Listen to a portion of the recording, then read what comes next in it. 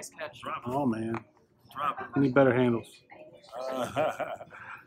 So, not just in college, obviously, where you played for a legendary coach, but you played for some coaches in your NBA career that are up there, that might be Hall of Fame guys.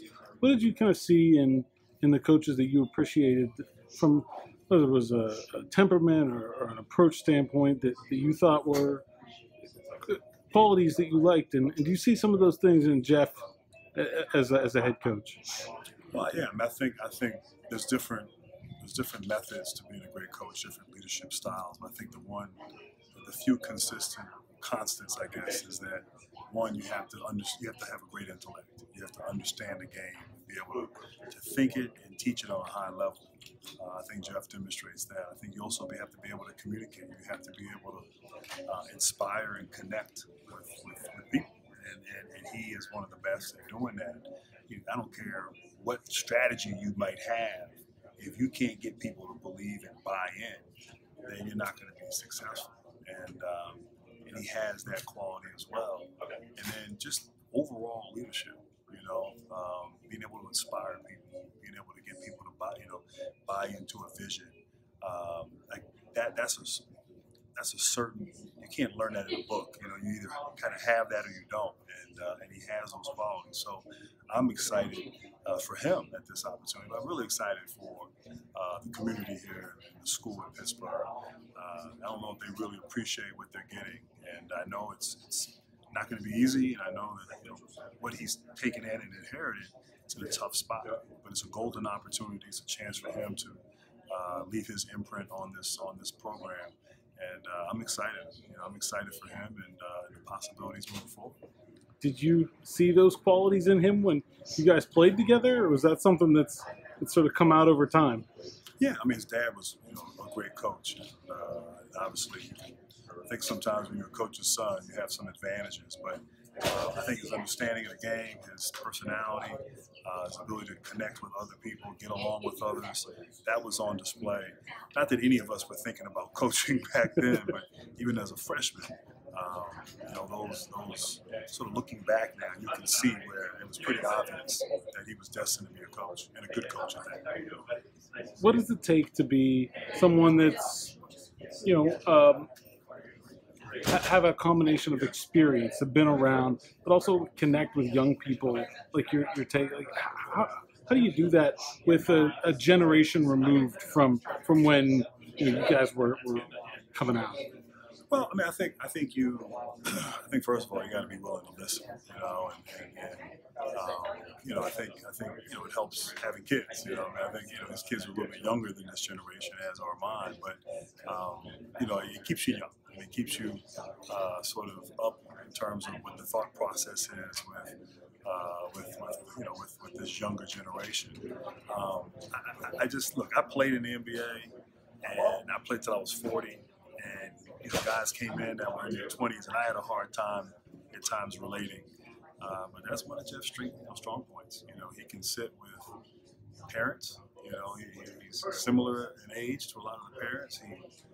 He can really connect with 16, 17, 18-year-olds and get them to believe in a vision. I think he can connect with players on the team and inspire and lead them. And then be able to talk and engage with people in the community and people, the alumni network who might be older. And so that takes a skill set, I think, in each bucket. And I think that's what's necessary to be really successful, particularly as a college coach at a Division I program. And he has all those attributes, and he knows the game a little bit too. So I think all of that combined, I think he's destined to have a great run here. When Duke comes to Pittsburgh in January, what are the Duke alumni from your era allegiances going to be? I assume you're still going to be rooting against Jeff. I don't know. We'll see. That's tough. I haven't really been in that situation. It's not like Duke plays on. There's been some times where Duke has played against Johnny Dawkins or played against but never a guy that I played with. And so, but I may come up to that game. I may come up here. I told Jeff I sit in the zoo. So I'll what my heart is, but who I'll be rooting for. Did you think when you were playing then that someday? I mean, obviously your dad was a head coach, but did you think someday, like, oh yeah, that's going to be the path I was going to take? Did you kind of know then? No, I did not. I never thought about coaching when I was a student athlete at Duke and when I was playing. I never, that was the furthest thing from my mind. I mean, I thought, just like every kid, that I would, play in the NBA and have a career, then eventually get into the front office. And my dream after playing was to be an NBA general manager. And so that's kind of the path that I thought that I would take. And obviously that didn't happen that way.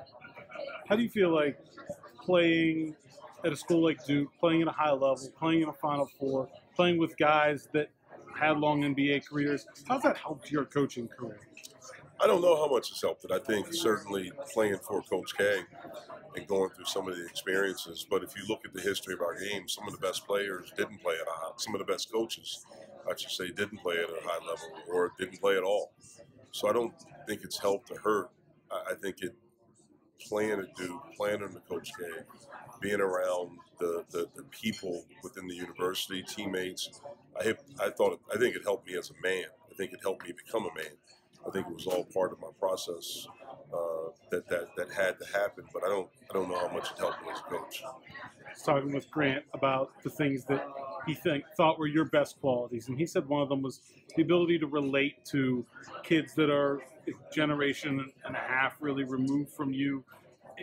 What is it that is that something that you was a conscious effort from you? Is that just something that comes naturally that you're able to do that? Yeah, it's not a conscious thing. Like I have become over the years very comfortable with being me. And that's all I try to do is just be me. And if that resonates with the kid or with anyone, that's great. If it doesn't, that's great too. You got to keep moving. And, I've been fortunate to, one of the things that I learned in college is the importance of relationships. It's one of the things that Coach K taught us. Life is really about relationships. And if you have a lot of great relationships, you're very lucky and you're very blessed. But relationships take work. And so I do value that.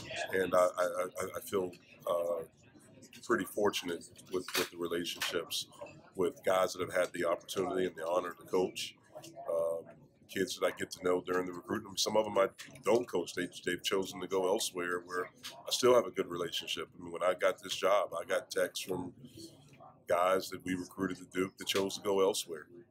But I think those relationships that you develop over time are pretty cool. Talking about relationships, this is kind of a chance to, I guess, build some of those with your neighbors here in Pittsburgh. What's this event kind of like to get to know some of the other coaches in the area? Yeah, it's really cool. We're very fortunate that we have, these programs right here with Robert Morris and Duquesne, and really good coaches, but just important, really good people. I've known Andy for a little bit throughout time. I've known Keith, gotten to know him a little bit more, since I've been here in town.